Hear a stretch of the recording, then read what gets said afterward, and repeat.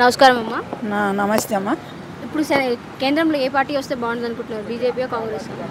నాకు బీజేపీ రావాలని నేను ముక్కోటి దేవుడున శ్రీరామచంద్రుని కూడా మొక్కుతుండ. 500 సంవత్సరాలలో దేవుణ్ణి తీసుకొచ్చి మళ్ళీ జీవికాలలో పోసిండంటే ఆ మానుభావుడు ఉంటేనే చాలా గొప్ప. అందరం మనాసొంటలం చల్లగా బతుకుతామని నా దీవెన. నాకు కేంద్రంలో మటుకు కంపల్సరీ మోడీ ఉండాలి. ఇప్పుడు కాంగ్రెస్ కూడా ఒక అవకాశం ఇస్తే బాగుంటుందని అంటున్నారు కదా. కాంగ్రెస్ ఇక్కడ ఉంది చాలు, మాకు ఇక్కడ ఉండడమే సంతోషం. నాకు మటుకు పైన మటుకు కేంద్రంలో మటుకు కంపల్సరీ మోడీ సారే ఉండాలి. ఈయన మళ్ళీ మూడోసారి వస్తే ఏ విధంగా అభివృద్ధి చెందుతుందని మీరు అనుకుంటున్నారు?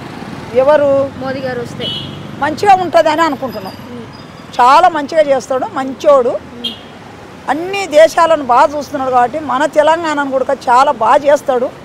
మాయాసంటి ముసలోళ్ళను కూడా చల్లగా చూసుకుంటాడు అనే ఒక ఆశ ఉంది. అది నా ఆశ.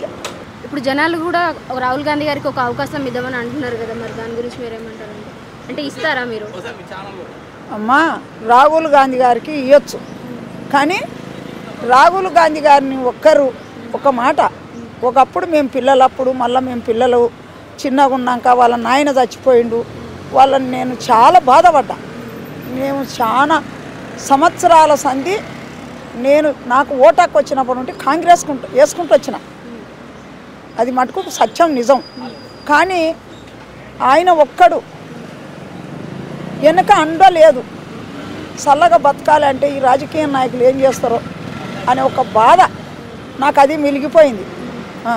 అంతే. రాహుల్ గాంధీ గారు వస్తే బాగుంటుందని. కానీ పెద్ద పెద్ద బడే భూస్వాములు ఉంటారు కదా, ఆ బడే భూస్వాములు నా అయ్యను ఏం చేస్తారో లేకున్నా ఏం కాదు.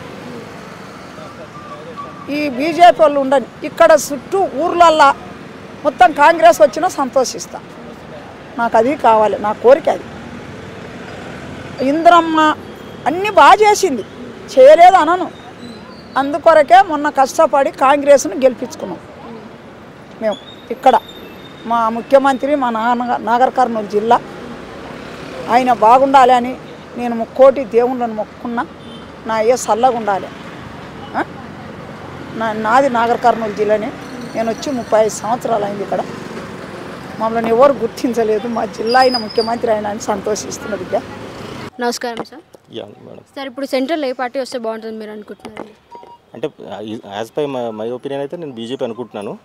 ఆల్రెడీ ఇప్పుడున్న సిచ్యువేషన్ ప్రకారం 10 years అవుతుంది. 10 years నుంచి బాగానే జరుగుతుంది. So in my opinion BJP వస్తే బాగుంటుంది నేను అనుకుంటాను. అంటే ఇప్పుడు రాహుల్ గాంధీ గారికి కూడా ఒక అవకాశం ఇస్తే ఎలా ఉంటుందని మీరు అనుకుంటున్నారండి? నాకంత నమ్మకం లేదు. చేస్తారండి? అది అంతకుమించి ఏం లేదు. మీరు మళ్ళీ మోదీ గారు ఎందుకు రావాలని కోరుకుంటున్నారండి? అంటే ఇప్పటివరకు ఆయన చేసిన పాలసీస్ కానీ ఇప్పటివరకు ఏదైతే సాధించలేని ఇన్ని ఏళ్ళ నుంచి సాధించలేనివన్నీ సాధించగలిగారు. అవన్నీ మీకు తెలుసు. సో దాని ప్రకారం నేను అనుకుంటున్నాను. ఎకనామిక్స్ పరంగా ఇండియా అయితే ఫుల్ డెవలప్మెంట్లో ఉంది, కానీ పవర్టీ దగ్గర అయితే లో చాలా డిక్రీజ్గా ఉందని చెప్పేసి అని అంటున్నారు. పైగా యంగ్స్టర్స్కి ఎడ్యుకేషన్స్ కానీ జాబ్స్ కానీ అసలు ఇవి ఏవి లేదు కానీ చెప్పేసి చాలామంది అంటున్నారు. మేడం, ఆ డెవలప్మెంట్ అనేది కంటిన్యూస్ ప్రాసెస్. ఇప్పుడు ఇండియాలో ఇట్స్ డెవలపింగ్ కంట్రీ.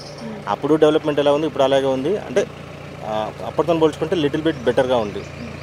కానీ ఇప్పుడు కొంతమంది యంగ్స్టర్స్కి ఇప్పుడు సొంతంగా ఒక ఐడియా పెట్టుకొని బిజినెస్ స్టార్ట్ చేద్దామన్నా కానీ కూడా ఎవరు ప్రోత్సహించట్లేదు. వాళ్ళు హైవే దగ్గర వాళ్ళకి వెళ్ళి చెప్పాలి. అలా నేను అనుకోవట్లేదు మేడం. అది